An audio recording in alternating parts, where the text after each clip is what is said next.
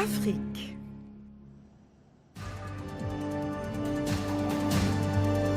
Ravi de vous retrouver pour un nouveau numéro du Washington Forum. Jacques Aristide avec vous. Eh bien, voici revenu ce grand rendez-vous diplomatique de l'année. L'ONU tient cette semaine à New York son Assemblée générale.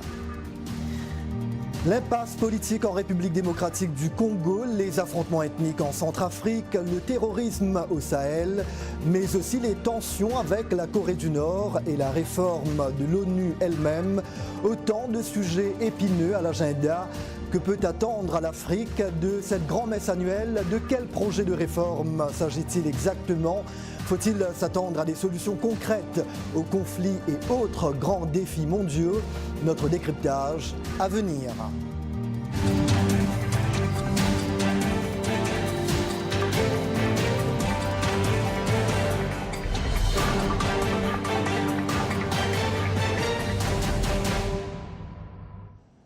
Bienvenue et mille merci pour votre fidélité à Washington Forum. Comme chaque année, de nombreux chefs d'État et de gouvernement africains prennent part à cette 72e Assemblée générale.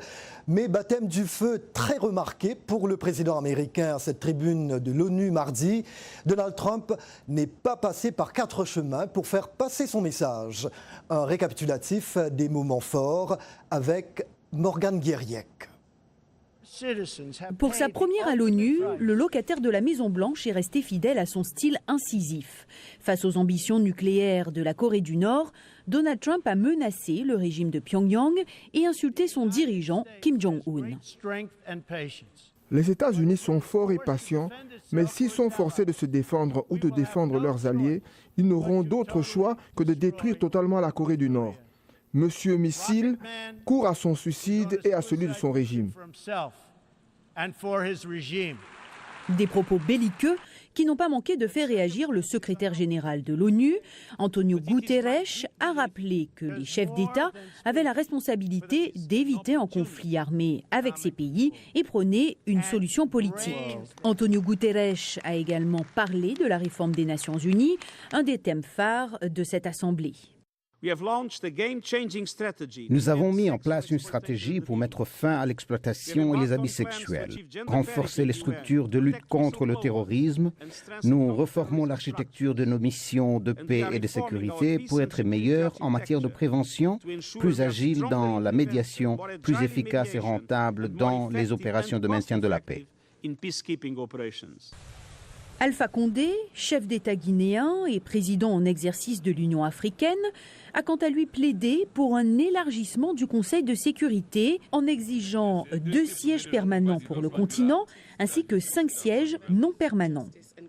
Aujourd'hui, plus que jamais, l'Afrique est décidée à prendre son destin en main avec la ferme détermination d'être l'acteur principal de son développement et de jouer pleinement son rôle dans la gestion des affaires internationales. L'Afrique, 3e démographie au monde, n'est pas représentée au sein du Conseil de sécurité, alors que 70% des questions qui y sont débattues concernent le continent, a dénoncé le président en exercice de l'Union africaine. Morgane Guériec, merci bien Morgane. J'ajoute qu'en marge de cette assemblée, le président Trump a participé mercredi à un déjeuner avec plusieurs dirigeants africains à New York.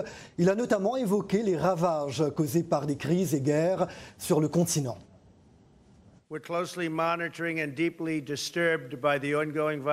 Surveillons étroitement et nous sommes profondément perturbés par les violences au Soudan du Sud et au Congo.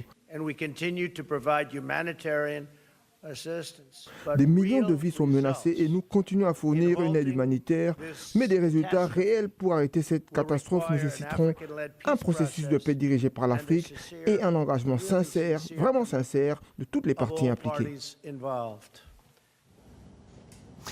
Le président Donald Trump, voilà, il est l'heure maintenant d'accueillir nos invités. Avec moi sur ce plateau à New York, Jean-Victor Collot du bureau du conseiller spécial pour l'Afrique à l'ONU, où il a déjà agi comme porte-parole de l'Assemblée générale. Également avec nous, Souleymane Baldo, expert indépendant des Nations Unies. Il s'intéresse notamment aux questions sécuritaires en Afrique. Et de notre studio à Washington, Raoul Dagba, président de l'Observatoire panafricain pour la démocratie et le développement. Raoul Dagba, je commence par vous pour parler du président Trump et de l'Afrique. Pour des observateurs, le locataire de la Maison-Blanche n'avait pas beaucoup parlé de l'Afrique auparavant. Pensez-vous que cela a changé cette semaine? Le continent africain va-t-il enfin devenir l'une des priorités de l'administration Trump?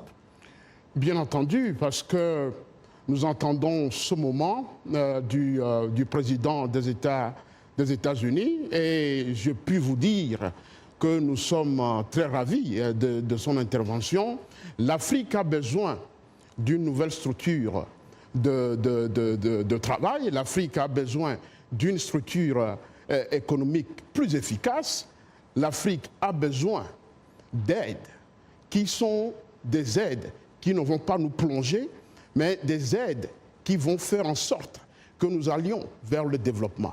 Donc je suis plus que persuadé que son intervention au niveau de l'Afrique ou à propos de l'Afrique est une bonne chose. Oui, mais Raoul Dagba, son gouvernement n'a pas encore nommé un sous-secrétaire d'État aux affaires africaines. Le président américain trouve que l'Afrique a un potentiel commercial énorme. Et d'ailleurs, voici ce qu'il avait à dire en fait. J'ai plein d'amis qui vont dans vos pays pour essayer de devenir riches. Qu'en pensez-vous très rapidement, Raoul Dagba? Je pense que dans les jours ou bien dans les mois à venir, il pensera à ça et nommera probablement un secrétaire qui sera chargé de nos problèmes. Et je puis également vous dire que l'Afrique regorge de beaucoup de potentialités au niveau des ressources minières. Nous avons du pétrole, nous avons le diamant, nous avons l'or, nous avons plein de choses qui sont aujourd'hui une sorte de compétitivité au niveau économique mondial. Et je peux vous dire que c'est une bonne chose et que nous arriverons à une situation plus favorable que nous vivons actuellement en Afrique. Une bonne chose, évidemment. Ce qui polarise toujours l'attention, ce sont les mots très durs que le président Trump a eus à l'égard de la Corée du Nord et de l'Iran. Jean-Victor, parler de destruction totale d'un pays, c'est un langage très peu diplomatique, pour dire le moins. J'ai été, et je suis très heureux et très fier de le dire, 3 fois porte-parole au niveau de l'Assemblée générale des Nations Unies. Et c'est quelque chose que je n'ai pas entendu. En tout cas, il y a peut-être d'autres qui ont été porte-parole avant moi, certainement, qui ne l'ont peut-être pas aussi entendu. En réalité, la Famille des Nations et le conclave qui se tient une fois par an à New York est essentiellement fait pour que les chefs d'État se parlent entre eux. Il faut maintenant laisser de la liberté aux chefs d'État individuellement d'assumer et d'exprimer leur volonté et leurs choix stratégiques. Pour ce qui est de la Famille des Nations Unies, il faut recommencer par rappeler que le motto des Nations Unies, c'est de parler de paix. C'est de faire que les nations se mettent ensemble pour un vivre ensemble. C'est de s'assurer que nous allons transformer, comme le fait cette statue, ce monument aux Nations Unies, les missiles et les Kalachnikov, on peut les transformer en monuments d'art et en lieu de rencontre. Donc il ne s'agit pas pour moi ici de commenter des États-Unis ou de la Corée du Nord, simplement pour rappeler que l'Assemblée générale a été créée précisément pour que les conflits soient discutés au sein d'une même famille. Il faut dire quand même que Kim Jong-un, qualifié d'instable, ne finit pas de provoquer les États-Unis, n'est-ce pas? Souleymane Baldo, je voudrais aborder avec vous la crise politique en RD Congo. Une réunion à huis clos a eu lieu mardi dernier en marge de cette assemblée. L'ONU table toujours sur une présidentielle d'ici au 31 décembre, n'est-ce pas? Autant que je me souvienne, on avait entendu pratiquement le même langage l'année dernière. Peut-être que Jean-Victor va me corriger là-dessus, mais l'ONU doit-elle faire davantage pour que l'actuel gouvernement de Kinshasa fixe une date enfin? Bien sûr, c'est le but même de l'effort diplomatique dans la résolution de conflits au Congo. Il y a la crise politique sur le plan national, déclenchée par le refus du président Kabila d'accéder de laisser les élections de 2016 avoir lieu et de continuer son mandat. Or, il y a aussi des conflits au niveau local et les Nations Unies doivent s'adresser aux deux en même temps. Et donc, il faudra peut-être qu'il y a des moyens plus adaptés à cette double nature de la crise en RDC. Je voudrais juste commenter très rapidement parce que ce que vient de dire Suleiman est très important. On oublie souvent de rappeler que le travail des experts, le travail de l'ONU et le travail qui se fait en profondeur prend beaucoup de temps. Vous voyez, on n'a pas eu véritablement besoin d'une intervention très ouverte pour qu'on s'en perçoive qu'au Kenya, il y a un changement gigantesque où la Cour suprême a déclaré nul et non avenu les élections qui se sont déroulées au niveau de la présidentielle. Donc ces élections vont être recommencées. Et cela, à mon avis, c'est la conséquence d'un travail multiforme, multiplateforme et de longue haleine. Et il faut donc dire que là aussi, l'Afrique montre un certain exemple, parce qu'on présente souvent le continent africain comme un continent négatif qui s'enfonce. Et là, on voit qu'au Kenya, il y a le pouvoir judiciaire qui joue pleinement son rôle. On reviendra sur cet aspect un peu plus tout à l'heure dans la deuxième partie. Alors Jean-Victor, dites-nous, pourquoi nous n'entendons pas beaucoup parler du climat très tendu actuellement au Togo où la rue continue de réclamer le départ du président Faure Gnassingbé?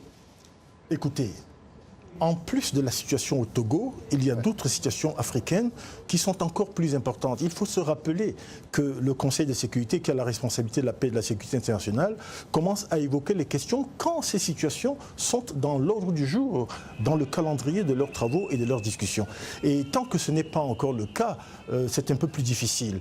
Mais je crois qu'il faut dire qu'il y a d'autres situations dans le monde, non seulement en Afrique, mais aussi ailleurs. On parle par exemple de la situation des Rohingyas du côté du pays de Aung San Suu Kyi, qui avait été, n'est-ce pas, mise au diapason des droits de l'homme quand elle-même elle a souffert de toutes sortes d'abus. Je crois que pour ce qui se passe au Togo, il faut encore voir là que la rue est en train d'exprimer une sorte de droit, qui est le droit à la manifestation. Et si vous me permettez de revenir sur la RD Congo, c'est quoi la solution pour l'ONU? Le départ de Kabila? Il n'y a jamais de solution que celle choisie par les citoyens d'un pays eux-mêmes. En d'autres termes, quand bien même l'ONU aurait une solution, l'ONU ne peut pas l'imposer. Il faut bien, s'il y a une paix, qu'il y ait une paix à garder, que cette paix existe, qu'il y ait un accord. Souvenez-vous du Mozambique, un pays qui avait été déchiré par une guerre très brutale, par un conflit très long. Mais une fois que les Mozambicains se sont mis d'accord grâce à Sant'Egidio à Rome, ils ont pu appliquer, grâce à la communauté internationale, n'est-ce pas, un accord de paix qui maintenant fait du Mozambique un pays qui avance. Donc l'ONU n'a pas de solution, mais l'ONU peut faire partie de la solution et doit venir appuyer des accords. Encore faut-il que les citoyens eux-mêmes s'engagent dans ce sens. Tout accord de l'ONU ou toute imposition de l'ONU ne servira à rien si les citoyens eux-mêmes ne sont pas partie prenante. Il y a tellement de dossiers là. En fait, il nous faudra parler du dossier centrafricain. Ce pays en fait est toujours plongé dans des affrontements ethniques. Son président Faustin Archange Touadéra est venu demander plus de casques bleus et une aide accrue pour que la Centrafrique ne replonge pas dans le chaos. Souleymane Baldo, après 4 ans d'intervention onusienne, pourquoi des groupes armés continuent de sévir dans ce pays? Ils continuent à sévir parce qu'ils veulent contrôler du terrain, ils veulent contrôler des ressources pour s'assurer une place autour de la table lorsque les médiateurs viennent pour résoudre le conflit. Au Congo, comme en Afrique, en Centrafrique, les ressources jouent un rôle majeur dans l'alimentation de conflits. Et tant que cela n'est pas adressé par les mécanismes d'intervention diplomatique, c'est-à-dire prendre le facteur de compétition sur le contrôle des ressources des nations africaines par les leaders politiques et par les groupes armés, cela n'avancerait pas les efforts de paix. Et donc les Nations Unies doivent affiner les moyens pour vraiment prendre ces facteurs économiques de compétition sur les ressources pour que les acteurs armés et les acteurs politiques soient en quelque sorte coercés à venir, disons, trouver des solutions sincères avec l'aide des médiateurs. Mais le facteur économique est vraiment à l'origine de cette situation désastreuse en Centrafrique. Oui, en fait, il y a tellement à dire là-dessus, Jean-Victor. Même en fait, il y a un haut responsable de l'ONU qui a récemment mis en garde contre des signes avant-coureurs de génocide en Centrafrique. Y a-t-il donc urgence à faire quelque chose? En 2 mots, si vous pouvez. Tout à fait, il y a urgence. Et quand un haut responsable de l'ONU ou quand un expert de l'ONU dit quelque chose ou fait son travail, il faut écouter. Parce que si on n'écoute pas, après, les conséquences, on va plus tard chercher quels sont les responsables. Donc le travail que fait M. Adamadien, le conseiller spécial du secrétaire général pour la prévention du génocide, et le travail que font les experts de l'ONU, ou des personnalités qu'il faut écouter comme M. Souleymane Baldo, ou nos représentants sur le terrain, c'est véritablement des signes avant-coureurs très importants qui peuvent permettre de peut-être prévenir de grandes calamités. Mais il faudrait ajouter tout simplement aussi qu'en Afrique, en Centrafrique, c'est une opération ethnique multisectorielle. Beaucoup d'ethnies sont affectées. Ce n'est pas une entreprise planifiée pour venir au bout d'une seule ethnie ou bien d'une seule communauté. Tout le monde souffre, n'est-ce pas? Et le facteur essentiel pour cette souffrance collective, c'est vraiment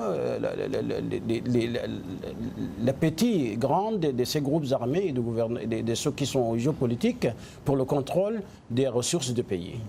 Voilà, je vous propose maintenant 2 commentaires Facebook. Claude Mouyumba, Kinshasa, RD Congo. J'ai l'impression qu'on gagne de l'argent par la gestion des conflits et que les conflits ne termineront jamais. C'est le cas de la RDC et la MONUSCO. Et Hassan Omar Boulale Gash, Djibouti. Ce rendez-vous annuel n'aboutit à rien, surtout pour l'Afrique. L'Afrique, je vois en fait Jean-Victor qui... je vais continuer ce commentaire de Facebooker. Vous allez réagir tout à l'heure. L'Afrique doit prendre la danse diplomatique et unir sa force pour obtenir le droit de veto. Voilà, nous allons retrouver nos invités dans quelques petits instants. Washington Forum revient après cette courte pause. En plus de nos programmes sur FM et ondes courtes, La Voix de l'Amérique est en votre compagnie 24 heures sur 24 sur Internet. N'Djamena, d'une trentaine de représentants d'un syndicat d'étudiants. Notez notre nouvelle adresse voaafrique.com. Tous les derniers développements sur l'actualité africaine et mondiale. Reportages photos et vidéos et vos commentaires sur voaafrique.com. À tout de suite. Aristide de retour avec vous dans Washington Forum. Le point sur l'Assemblée générale de l'ONU. Cette année, il est également beaucoup question de la réforme de la machine onusienne elle-même. Son efficacité fait parfois l'objet de critiques. Qu'en pensent les Africains? VOA Afrique a tendu son micro à quelques habitants de Kinshasa. Moi, je trouve qu'il ne fait pas son travail comme il faut. Peut-être ceux qui bénéficient de leur présence ici, dans notre province, c'est ceux qui travaillent à la MONUSCO, parce que là, ils gagnent un peu quelque chose. Mais concernant l'insécurité qui règne partout dans des villages, on attend tirer les gens à Béni, l'insécurité même ici dans la province, partout. Moi, je trouve qu'il ne fait pas son travail comme il le faut. Ils remplissent leur mission d'une part et de l'autre non.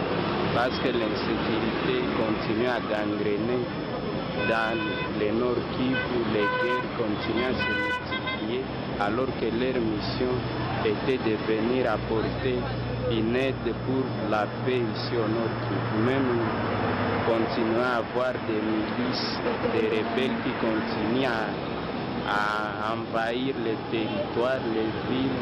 Il ne faut rien, même si vous êtes attaqués, on vous tue comme des chiens, il n'y a pas de suivi.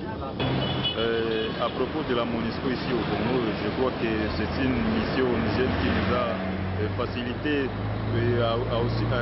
qui nous a facilité à neutraliser les rebelles du M23 et ça continue toujours à pacifier nos territoires contrôlés par le gouvernement national.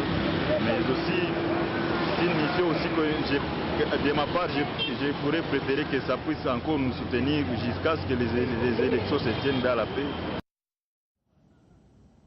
Voilà des Quinois interrogés par VOA Afrique et nous retrouvons nos invités à Washington. Raoul Dagba, président de l'Observatoire panafricain pour la démocratie et le développement.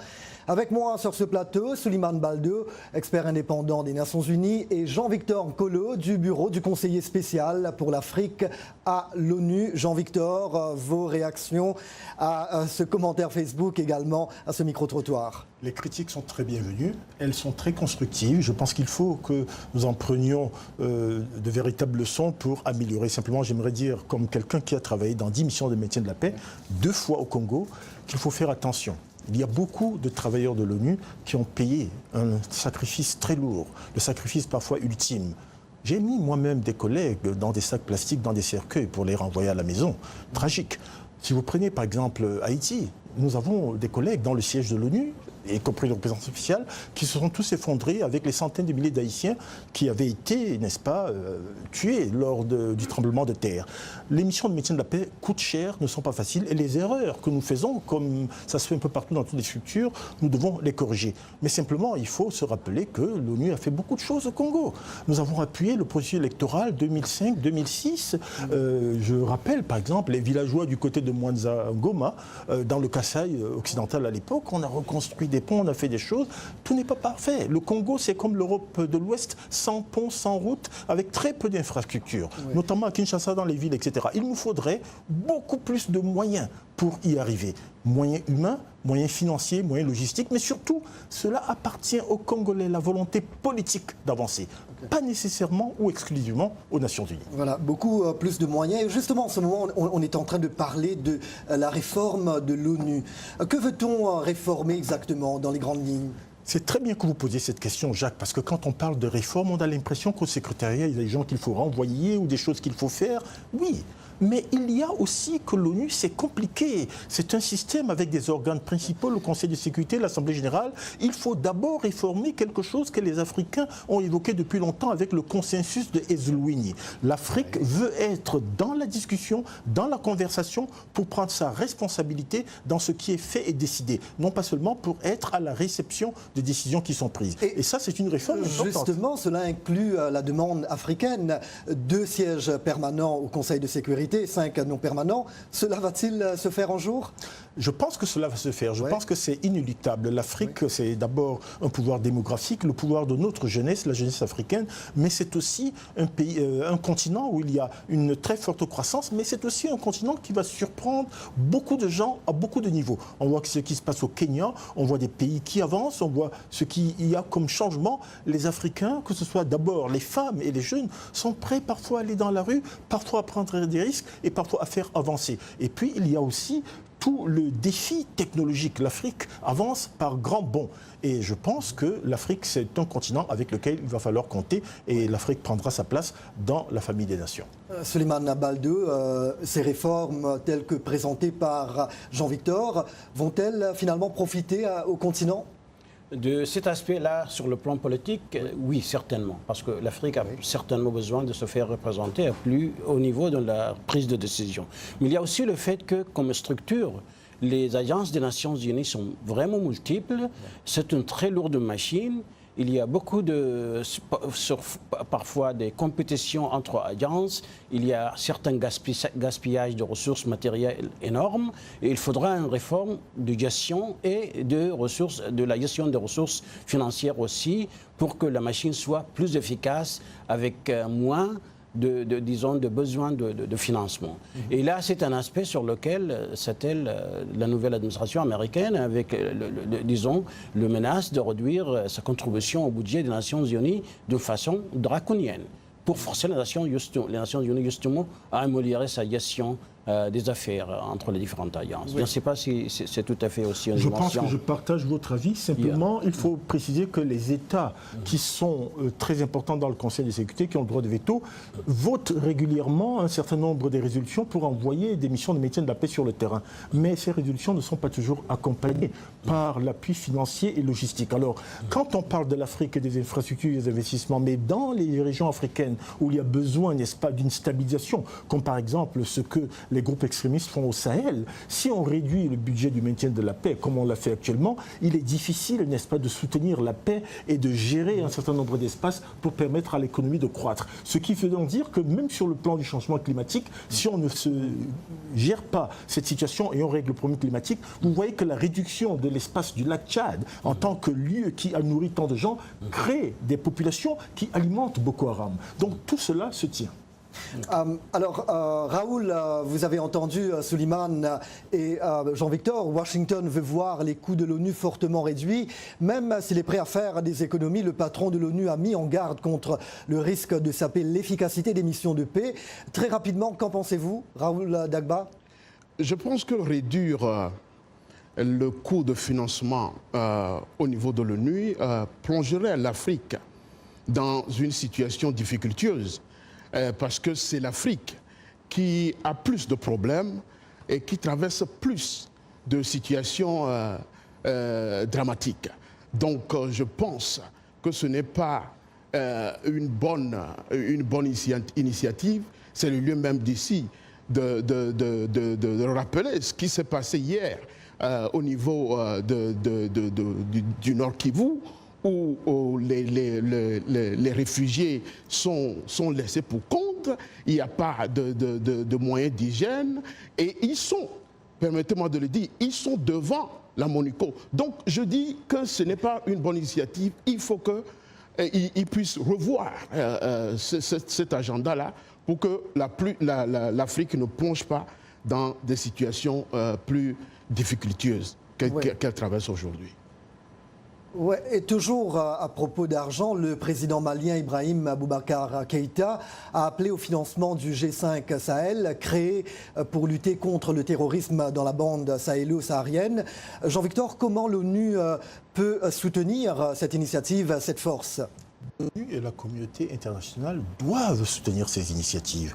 Vous vous souvenez du cas d'un jeune homme de bonne famille nigériane était parti avec une sorte de bombe cachée dans ses sous-vêtements et on l'avait retrouvé dans un avion à destination de l'Amérique. Je raconte cet incident parce que si vous ne réglez pas les problèmes au niveau du lac Tchad, ou au niveau du Sahel, ou au niveau de la Corne de l'Afrique, ces problèmes vont s'exporter. Vous savez, la pauvreté et la tragédie individuelle et collective peut facilement s'exporter et devenir une sorte de mouvement qui nourrit l'extrémisme. Donc, si le village des gens brûle très au loin, il faut penser que c'est notre village à nous. Nous faisons partie d'une petite communauté d'un même village. Et je pense que ces initiatives, et notamment celle-là, celle du Sahel, on se rend compte maintenant qu'un pays que peut-être les gens avaient oublié, un pays à une culture, une histoire extraordinaire, le pays de Soundiata Keïta, se retrouve maintenant au centre d'une question très importante que toute la communauté internationale, le Mali et tous les pays avoisinants du Sahel, nous devons tous gérer, nous y engager. Alors très rapidement, deux autres commentaires Facebook.